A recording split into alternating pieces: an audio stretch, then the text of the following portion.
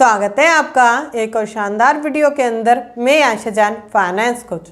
आज हम बात करेंगे किन तरीकों से हम लोन को चुका सकते हैं।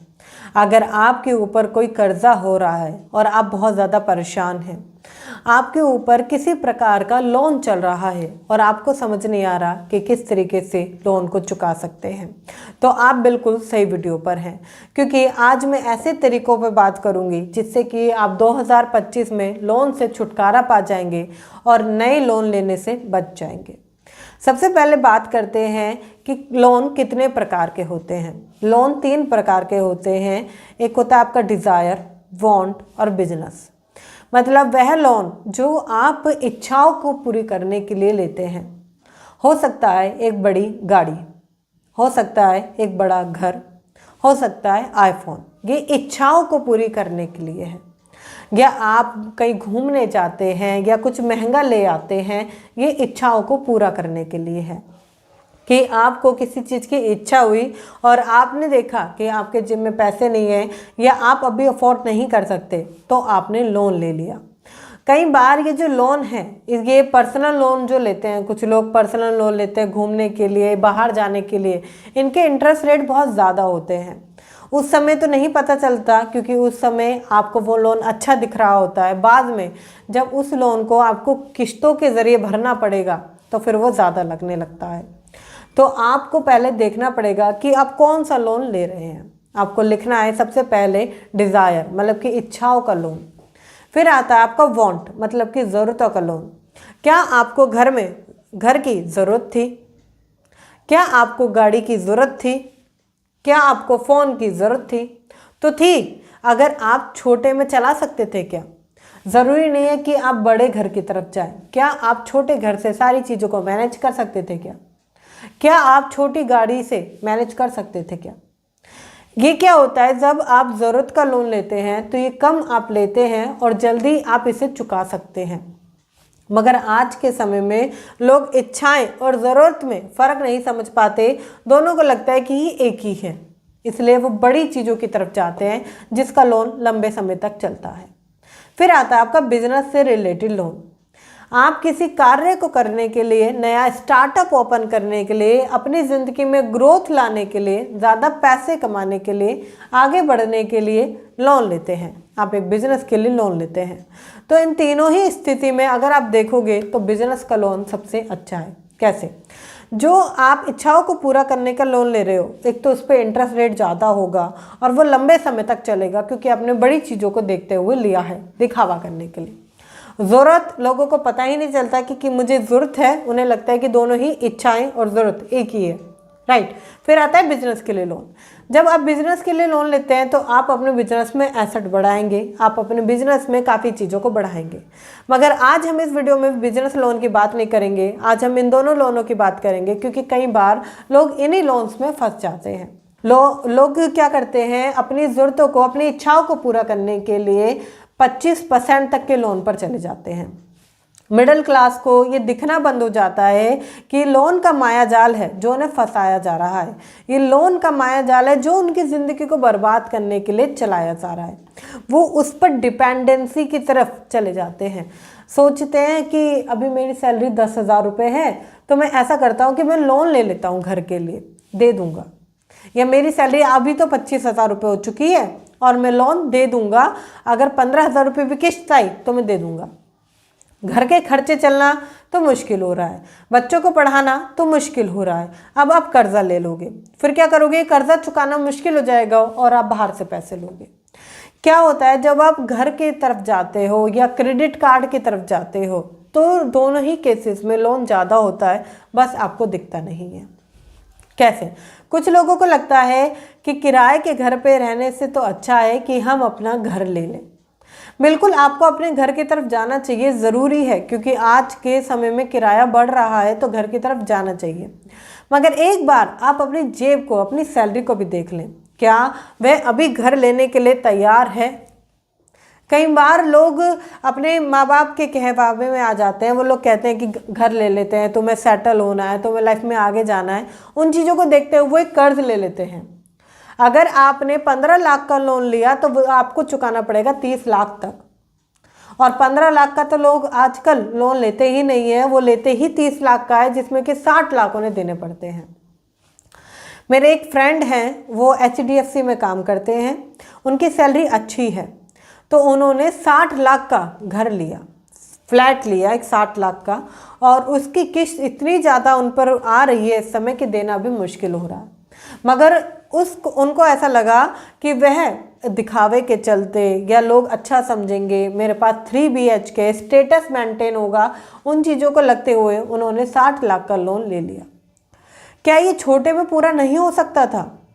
क्या ये छोटी जगह में अगर एडजस्ट करके चीज़ों को चलाया जाता, क्या पूरा नहीं हो सकता था? हो सकता था, मगर उन्होंने पूरा करना ज़रूरी नहीं समझा।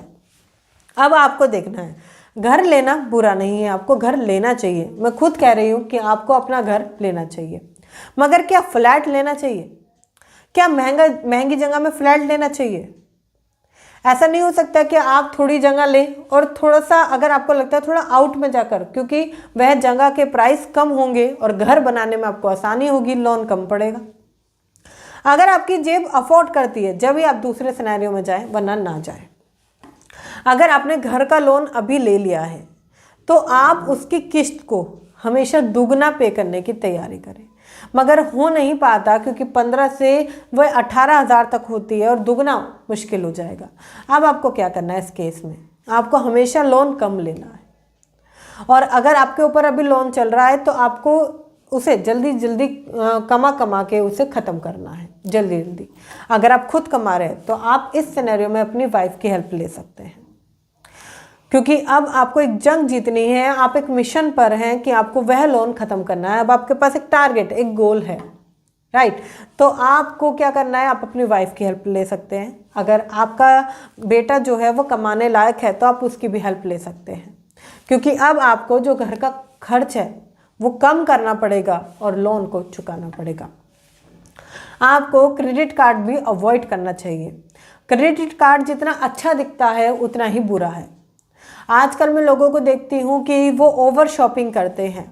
मैं जब शॉपिंग मॉल जाती हूँ, मैं देखती हूँ मैं लिमिटेड सामान ले रही हूँ, जो मेरी ज़रूरत का है वही मैं ले रही हूँ, मगर लोग ओवर शॉपिंग कर रहे हैं। ये भी ले चलो, वो भी ले चलो, इसकी भी ज़रूरत है, अरे ये वहाँ अच्छा लगेगा, इनको उसको दे देंगे, ऐसे करके वो लगभग 5 से 10 हज़ार रुपये का बिल बना लेते हैं।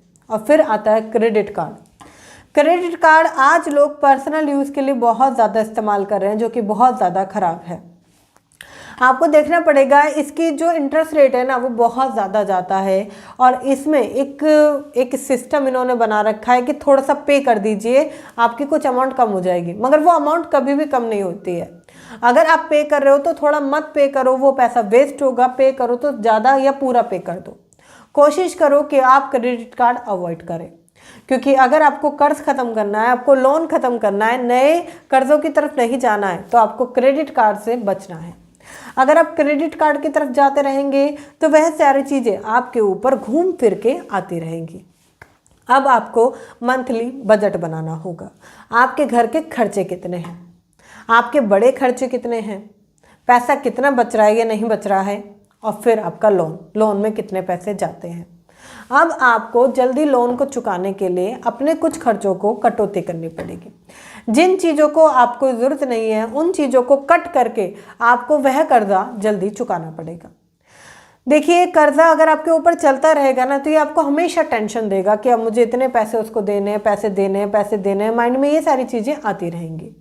अब आपको क्या करना है, आपको कर्जा चुका देना है, जिससे कि आप अननेसेसरी चीज़ें जितनी भी है आप चाहें तो उन्हें सेल कर सकते हैं, जिन चीज़ों की आपको अभी ज़रूरत नहीं है, और उस कर्जे को चुका सकते हैं। अगर आप इनकम सोर्स को बढ़ा लें, अगर आपके पास एक इनकम सोर्स है, आप 2 कर लें, तो उससे भी आपको हेल्प मिलेगी, ज़्यादा तेज़ी से आप उसे पूरा कर पाएंगे। अगर आपको पैसे कमाना सीखना है, आपको पैसों को बचाना सीखना है, अगर आपको इन्वेस्टमेंट सीखनी है, तो आपके लिए बूस्ट योर फाइनेंस। अभी तक बहुत सारे लोग इनरोल कर चुके हैं, आपके पास मौका है। 183 में आप बूस्ट योर फाइनेंस को बुक कर सकते हैं, डिस्क्रिप्शन में लिंक है। देखिए, आप बहुत सारे वीडियोस देखेंगे, 1500 3000 यूट्यूब पर जो वीडियोस हैं उन्हें देखेंगे और इम्प्लीमेंट नहीं कर पाएंगे, क्योंकि वह फ्री की नॉलेज है। और इतनी सारी वीडियोस कोई उधर होगी, कोई उधर होगी, और आप देख नहीं पाओगे, समझ नहीं पाओगे। यहाँ पर मैंने सीरीज वाइज बनाया है कि 1 से लेकर 10 तक जाना है और आप पूरी चीज़ों को कंप्लीट करके अपना सोल्यूशन पा सकते हैं। पैसा कैसे कमाते हैं वो बताया है, किस तरीके से बचाते हैं वो बताया है, इन्वेस्टमेंट बताई है, किस तरीके से आप बिजनेस कर सकते हैं। इतना ही नहीं, जब आप इसे कंप्लीट करते हैं तो 1 to 1 एक सेशन मैं आपके साथ कंडक्ट करती हूँ और फिर हम आपकी आर्थिक स्थिति को मजबूत करते हैं।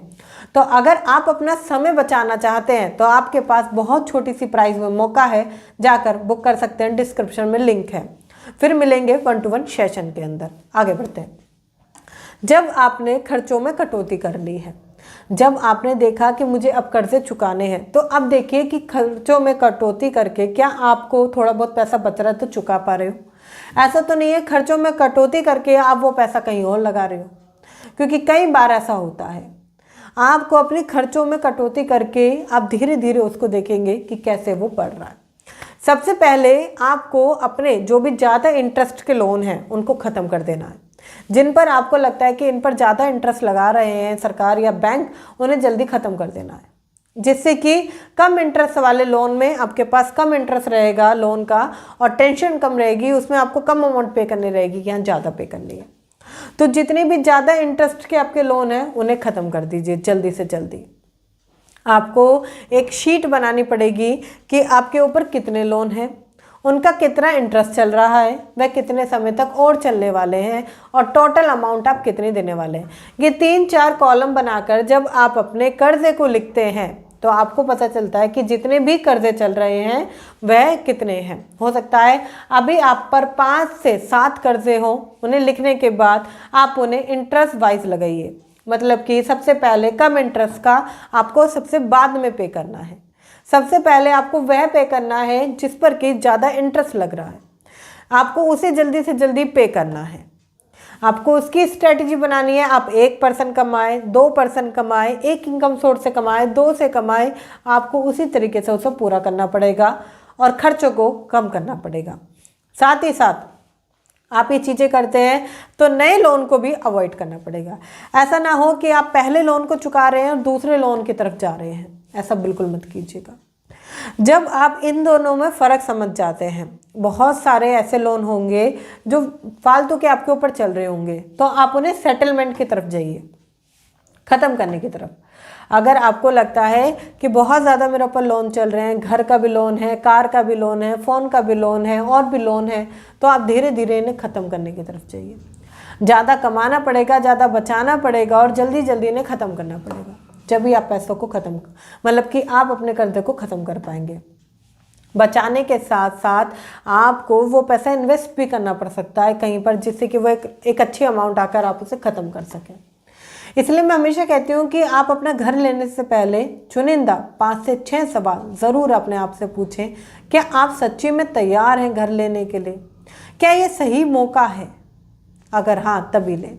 अगर आपको जानना है कि घर लेने से पहले कौन से वो 5 सवाल, तो आप मेरे चैनल पर सर्च कर सकते हैं घर लेने से पहले 5 सवाल, आपको मिल जाएंगे और वो वीडियो जाकर देखिए, अच्छे से अपने आप को सोचिए कि हाँ ये मेरे लिए ज़रूरी भी था या नहीं। क्योंकि लोन लेते समय हमें सारी चीज़ अच्छी लगती है और वह लोन हम पर अनचाही तरीके से बढ़ जाता है। जब आप लोन को ले लेते हैं तो आपको एक रोड मैप की ज़रूरत है कि मैं लोन क्यों ले रहा हूँ, क्या ये लोन मेरे लिए ज़रूरी है, क्या ये लोन मेरे लिए सही था, क्या ये लोन मैं ना लूँ। तो इन सारी चीज़ों को जब आप फनल बना के चलते हो तो आप कभी भी अनचाही तरीके से लोन नहीं लोगे। इसके साथ साथ आपको अपनी सिक्योरिटी भी प्लान करनी पड़ती है। सिक्योरिटी में आपको अपना टर्म इंश्योरेंस लेना पड़ेगा। टर्म इंश्योरेंस बहुत ज़्यादा ज़रूरी है लेना, क्योंकि समय का कुछ नहीं पता कब क्या हो जाए। टर्म इंश्योरेंस बहुत ज़्यादा ज़रूरी है। अगर आपको इंश्योरेंस में बिलीव नहीं है तो आप क्या कर सकते हैं, एक अच्छी अमाउंट भी सेव कर सकते हैं, मगर वो थोड़ा सा लेंदी हो जाता है, हम गोल्स नहीं क्रिएट कर पाते, वो टूटता भी बीच बीच में। तो आप टर्म इंश्योरेंस की तरफ ही जाइए। अच्छी कंपनी देखिए, मैं कोई भी आपको रेकमेंड नहीं करूँगी, आप खुद से देखिए, आप अच्छे से समझिए सारी चीज़ों को और फिर टर्म इंश्योरेंस की तरफ जाइए। हेल्थ इंश्योरेंस भी बहुत ज़्यादा ज़रूरी है। जिस प्रकार से आज बीमारियां बढ़ रही हैं, जिस प्रकार से दवाइयों का खर्चा बढ़ रहा है, जिस प्रकार से महंगाई बढ़ रही है, तो आपको अपनी हेल्थ इंश्योरेंस भी कराना ज़रूरी है। ये दो चीज़ें तो लाइफ में होनी ही चाहिए आपके पास। और फिर लास्ट, फैमिली की सिक्योरिटी, जो कि है इमरजेंसी फंड। जब आप इन सारी चीज़ों को मेंटेन करके चलेंगे तो आपके लोन 2025 में जल्दी से जल्दी ख़त्म हो जाएंगे। जितना जल्दी हो सके पैसे की स्किल पर काम करें, नए नए पैसे कमाने के तरीकों पर काम करें, जिससे कि आप पैसे को बढ़ते क्रम में देख पाएँ और कर्ज को ख़त्म कर पाएँ। आई होप आपको ये वीडियो अच्छी लगी होगी। अगर ये वीडियो अच्छी लगी है तो फटाफट से लाइक कीजिए, शेयर कीजिए उन लोगों के साथ जो कर्जे से परेशान है, लोन के तले दबे हुए हैं, क्योंकि आपका एक शेयर सामने वाले की लाइफ में बहुत कुछ चेंज कर सकता है। तो एक शेयर तो बनता है। जाने से पहले बहुत छोटी सी अमाउंट में बूस्ट ऑफ फाइनेंस बुक कर सकते हैं, मात्र 183 में। इतनी छोटी अमाउंट एक खुद पर करें इम्प्रूव और जल्दी से जाकर इसे बुक करें। मिलती हूँ 1-to-1 सेशन के अंदर आपके साथ। तब तक के लिए थैंक यू सो मच।